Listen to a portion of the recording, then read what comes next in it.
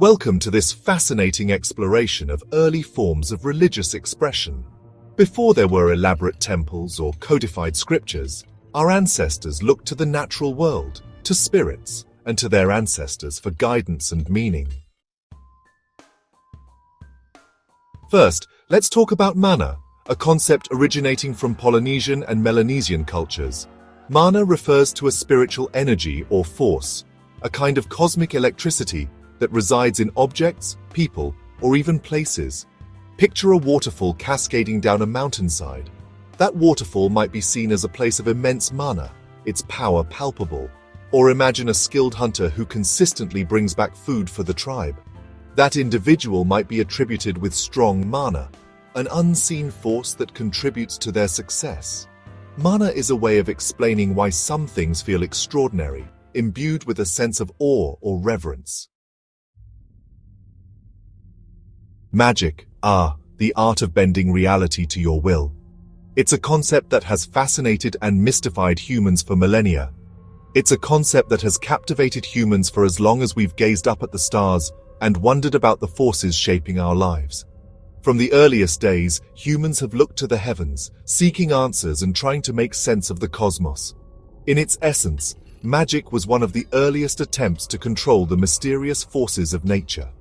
It was a way to bridge the gap between the known and the unknown, to bring a semblance of order to a world that often seemed chaotic and unpredictable. Imagine our ancestors, living in a world they couldn't fully comprehend. They were surrounded by natural phenomena that were both awe-inspiring and terrifying. Thunderstorms, eclipses, and the changing seasons were all mysteries that begged for explanations. The sun, the moon, the changing seasons. These were powerful forces beyond their control. Yet they believed that through certain actions, they could influence these forces. They saw patterns in the natural world and sought to harness them. But what if there was a way to influence them? Through rituals, spells, and symbolic actions, ancient humans believed they could do just that. They developed complex systems of magic and ritual to interact with the unseen forces around them. Through rituals, spells, and symbolic actions, ancient humans believed they could do just that. They danced around fires, chanted incantations, and used sacred objects, all in an effort to bend reality to their will. They sought to ensure a good harvest, ward off disasters, heal the sick, and even curse their enemies. These practices were deeply ingrained in their daily lives and were passed down through generations. For early humans, magic was a powerful tool for survival, a way to impose order on a chaotic world and find a sense of agency in the face of the unknown. It was a means of survival, a way to make sense of the world, and a way to feel connected to something greater than themselves. Think about how we still cherish items that belonged to loved ones. It's almost as if a part of them lingers on. These ancient practices remind us that the desire to connect with the cosmos and influence our fate is a timeless human trait. Fetishes. These are not just objects, but vessels of immense significance. Before it gained its modern connotations, a fetish was simply an object believed to hold supernatural powers. These objects were revered and often held a central place in the spiritual practices of ancient cultures. It could be anything from carved idols to natural items like stones, animal bones, feathers, even pieces of wood struck by lightning. Each item was chosen for its unique properties and the belief that it could channel otherworldly forces. Imagine a small, smooth stone, worn smooth by a river. This stone, shaped by the forces of nature, was thought to carry the essence of the river's power. To someone in the ancient world, that stone might be seen as a vessel of extraordinary power, a source of protection, a conduit to the spirits, or a charm for good luck. It was more than just a stone, it was a link to the unseen world. Fetishes were often used for protection, healing, or even bringing success in hunting. They were integral to daily life, providing a sense of security and hope. They symbolized humanity's innate desire to interact with the divine or supernatural through tangible means. These objects were bridges between the physical and spiritual realms. It wasn't just the object itself, but the meaning and intention projected onto it that gave it power. The belief and rituals surrounding these objects amplified their significance. Think about religious relics today. objects associated with saints or prophets. These modern-day fetishes continue to hold deep spiritual significance, connecting believers to their faith and history. Shamans. These were the mystics, the healers, the spiritual adventurers of their time. They were the bridge between the human and spirit worlds, intermediaries who could communicate with the unseen realms. Through altered states of consciousness, induced by meditation, drumming, chanting, dancing, or even natural substances, shamans journeyed into the spirit world to commune with ancestors, animal spirits, or deities. They were the healers, using their knowledge of plants and herbs combined with their spiritual connection to mend the sick. Shamans held a revered position in early societies, embodying wisdom, courage, and spiritual power. Even today, the archetype of the shaman resonates with us. Totems. These aren't just cool emblems you get at a gift shop after visiting a national park.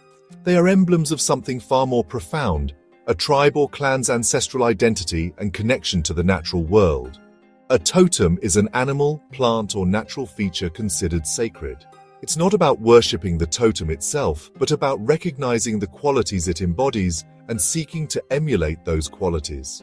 Totems weren't just symbols, they were deeply woven into a tribe's culture and spirituality. Think about how we still use animal imagery today to represent nations, sports teams, or even personal characteristics. Taboo.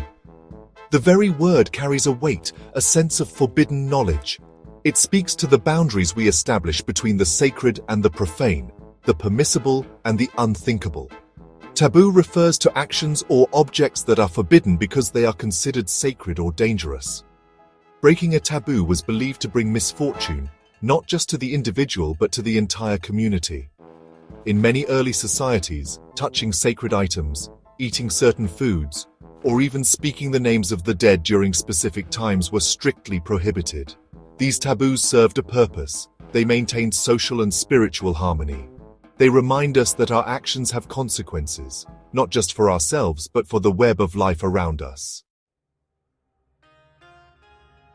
Ancestor worship, a tradition that transcends time and geography. It's a practice found in cultures across the globe, a testament to the enduring bond between the living and the dead. From the bustling cities of Asia to the quiet villages of Africa, the essence remains the same. It's the belief that the spirits of those who came before us continue to exist, watching over us, influencing our lives, and guiding us on our journeys. These spirits are thought to provide protection, wisdom, and blessings. In many cultures, ancestors were seen as mediators between the human and divine realms. They were the bridge that connected the earthly existence with the spiritual world. They were the ones who had crossed over, who had gained wisdom and insight into the mysteries of life and death.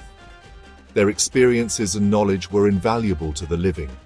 By honoring them, by maintaining that connection, the living could tap into that wisdom, ensuring the continuity of their lineage and their traditions. This connection was seen as vital for the prosperity and well-being of the family.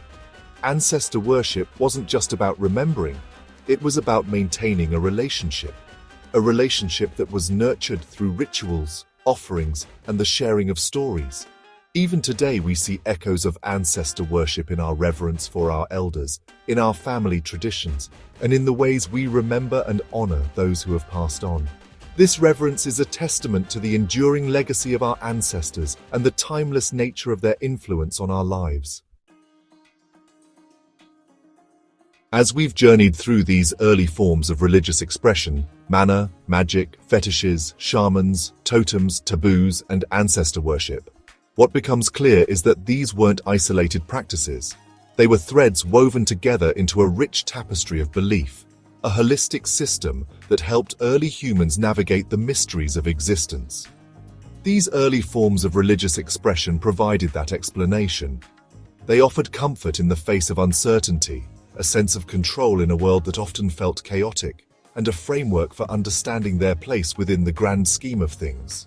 Even though we live in a world increasingly shaped by science and technology, these ancient beliefs haven't vanished entirely.